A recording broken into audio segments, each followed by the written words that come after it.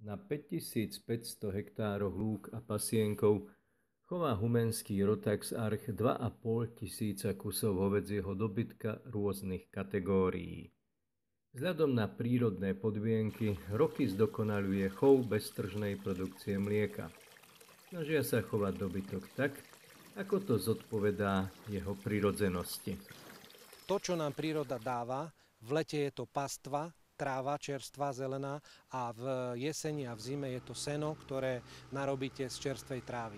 Toto je najprirodzenejší spôsob odchovu v podstate mäsových plemien a ja si myslím, že aj ekonomika pri takomto systéme chovu hovädzieho dobytka vychádza každému poľnohospodárovi na Slovensku. Lebo ten dobytok nepotrebuje nejaké zvýšené náklady vo forme nejakých špeciálnych krmných zmesí, lebo je to v podstate chovaný dobytok prirodzeným spôsobom. Matka ho vytelí, následne to teliatko odchová do 250 kg a potom sa realizuje v podstate jeho predaj. A už medzi tým zase matka zabrezne a má v sebe ďalší plod, kde očakávame potom ďalšie narodenie. Dobytok sa bez dozoru a naháňania za skorého rána začne pásť. V horúčavách sa skrie do tieňa lesa či kríkov a oddychuje.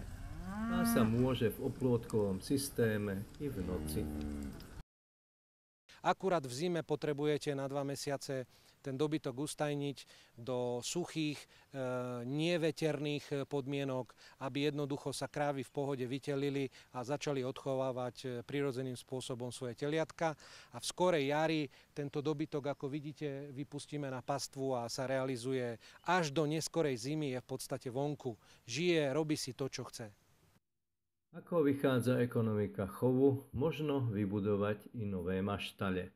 Stačia ľahké stavby, zvieratá sú voči zime odolné.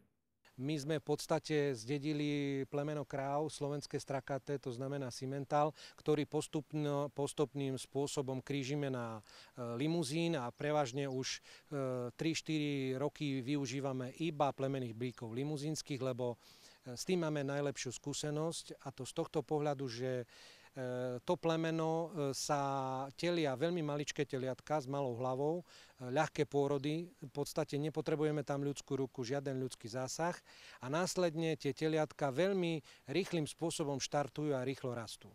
Je to veľmi jednoduché, teliatá sú vyživované mliekom a keď dorastú do určitej váhy, kde už ich bachorový systém začína pracovať, oni začnú pásť a to mlieko dotuje teliatá tak, že oni naberajú na tej váhe a keď prídu v jeseni, keď ich stiahneme dole alebo keď ich potom vyselektujeme na ten predaj, sú veľmi dobrej kondícii. Chov hovädzieho dobytka je blízky prírodným životným podmienkam i v tom, že plemenné bíky sú na pastve s kravami. Odporúčaný počet 1 bík na 30 kráv prináša dobré výsledky v počte odchovaných teliat. Už chýba iba informácia, že bíčky z ekologického chovu tu dokrmia do hmotnosti 550 kg a na našom trhu máme kvalitné mladé hovädzie mäso. No nie je to tak. Bíčky v hmotnosti 250 až 300 kg predávame do Turecka. Vieme dostať a realizovať ceny na úrovni niekde okolo 4 eur za 1 kg živej hmoty. S tým, že v podstate tieto zvieratá sú v zastavovom veku do 300 kg a tieto v podstate tureckí investori, respektíve tureckí kupujúci vyvážajú do zahraničia k sebe, kde to dochovávajú do jatočnej hmotnosti a následne to porážajú svojím spôsobom systémom halal a to mäso sa potom predáva v arabskom svete, kde je veľmi žiadané. Ak by po niekoľkých mesiacoch chovatelia dokrmili bíčky na dvojnásobnú hmotnosť, dostali by za neho iba o málo viac ako teraz. Podľa informácií z Centrálnej evidencie hospodárskych zvierat Turci v minulom roku vyviezli zo Slovenska 2,5 krát toľko zástavového hovädzieho dobytka ako pred 2 rokmi. Pomáha im v tom bezmála 50% dotácia tureckého štátu. Prechodne Turecko zaviedlo dovozné clo, ale dovozcovia čakajú, že čoskoro bude zrušené. Ďalšie informácie hovoria o tom, že dodávač do Turecka budú môcť iba 2 firmy s licenciou. Nie je však predpoklad, že by sa nákupy na Slovensku mali obmedziť. Určitú časť Európy straší tzv. Bluetongue, modrý jazyk, choroba. A my sme zatiaľ ešte mimo toho ochranného pásma. Nás to nezachytilo, tak sme asi v tom veľmi žiadaní. Povedal by som, že máme veľmi dobrú úroveň veterinárnej starostlivosti. Pri vývoze sú striktne dodržiavané určité pravidlá, ktoré sú stanovené aj Európskou úniou a je našou štátnou veterinárnou a potravinovou správou. Robia sa určité vakcinačné programy, ktoré sú takisto veľmi kontrolované. Takže sme veľmi žiadaní. Zvýšený vývoz znamená, že u nás zostáva ani nie tretina z dobytka, ktorý by tu mohol pokračovať vo výkrme. Ale takto funguje obchod.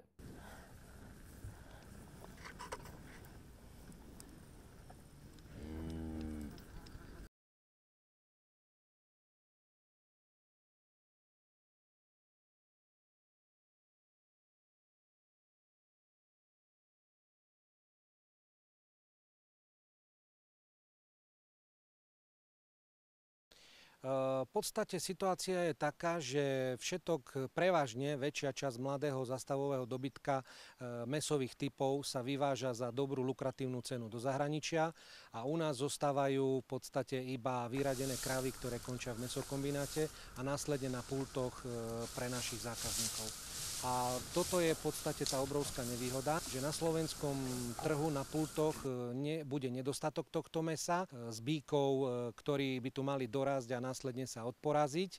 Jednoducho vyvážame si prácu, ktorú mohli realizovať naši farmári a naši zamestnanci našich fariem. Túto prácu realizujú v podstate zahraniční, ktorí si ten náš zastavový dobytok kúpia.